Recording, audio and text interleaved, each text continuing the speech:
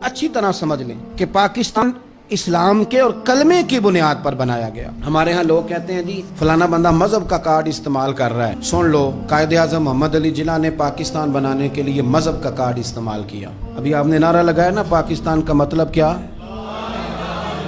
तो ये मजहब का कार्ड नहीं, मजहब का कार्ड इस्तेमाल किया तो पाकिस्तान बना। अब तो नहीं मुझे पता, मुझे ज्यादा मौका नहीं मिलता।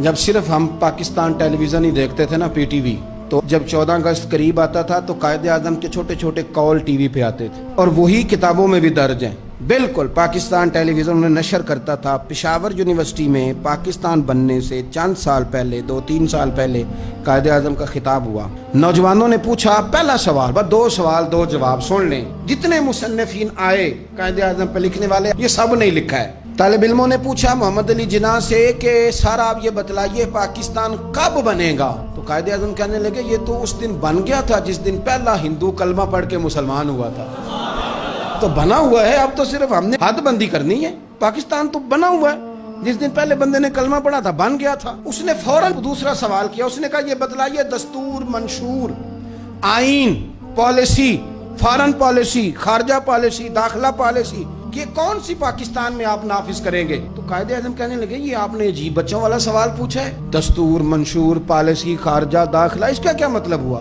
कहने लगे हमने कोई पॉलिसी नहीं बनानी, पॉलिसी तो हमें मदीने वाले रसूल ने बना के दे दी है, हमने तो बस वो नाफिज करनी है। लेकिन यहाँ पता नहीं लोग कहाँ सो गए, उनकी जिंदगी ने वफा ने की, वो चले गए।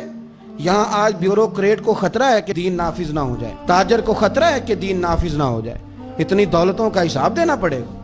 यहाँ बहुत सारे वडेरों को, जागीरदारों को खतरा है कि दीन नाफिज ना हो जाए, चलो मुझे क्या लेने दो। बड़ी बड़ी गद्दी वालों को खतरा है कि कहीं दीन ना नाफिज हो जाए, पीरों को खतरा है, मौलवियों को खतरा है, ये नाफिज हो गया तो मेरी पजारों का भी मुझे हिसाब देना पड़ेगा।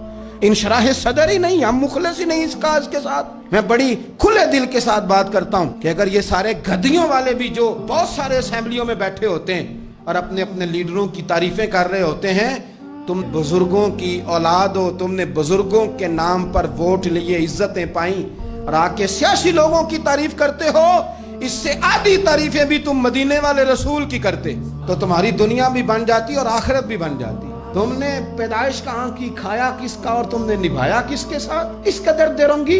तो पाकिस्तान निज़ाम मुस्तफ़ा सल्लल्लाहु अलैहि वसल्लम के लिए बना है, इसमें दीन नाफिज होगा जब इसके अंदर हुजूर का बनाया हुआ कानून लागू होगा, जब इसके अंदर वो सजाएं जो नबी पाक ने बयान की वो नाफिज होंगी। आप देखें ना, हुजूर ने फरमाया था कि मैं वो निज़ाम लेके आऊँगा कि एक औरत मकाम हिरा, बहुत दूर था मक्के से, फरमाया एक बीबी अकेली मकाम हिरा से चलेगी और वो मक्के आएगी, मदीने आएगी, उसे किसी का डर नहीं होगा, अकेली चलेगी। हम तो अपनी जवान बच्ची अपने मोहल्ले की गली में रात को अकेली नहीं भेज सकते, हालांकि बड़े कैमरे, बड़ी खुफिया एजेंसियां, बड़े इदारे, लेकिन मेरे रसूल पाक बज़ाहिर कोई कैमरा नहीं, कोई खुफिया इदारा नहीं। फरमाया मैं वो निज़ाम लाऊंगा, मकाम हिरा से औरत अकेली चलेगी और मदीने आएगी, सिवाय अल्लाह के किसी का खतरा नहीं होगा।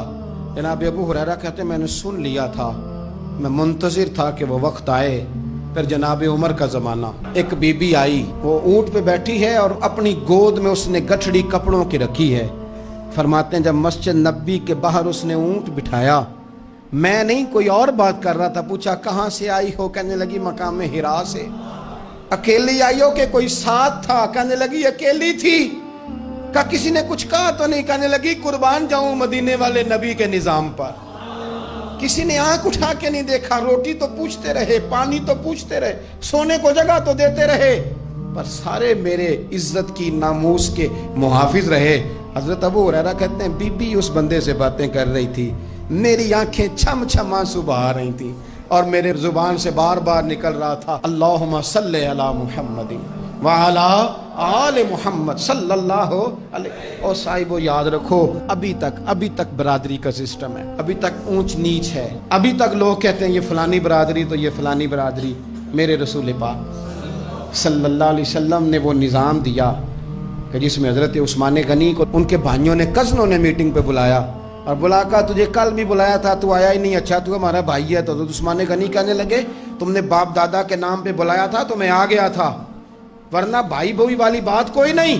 क्या मतलब? फरमाने लगे तुम नहीं मेरे भाई, तुम मेरे नबी का कलमा ही नहीं पढ़ते।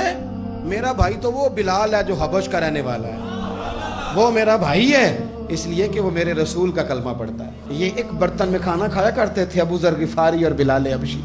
یہ سردار اور یہ غلام ایک برتن میں انہوں نے روٹیاں کھائیں, ایک دوسرے کے ساتھ وقت بتائے, صبحیں اور شامیں ان کی کٹھی گزری, میدان جہاد میں اور امن میں یہ اکٹھے رہے.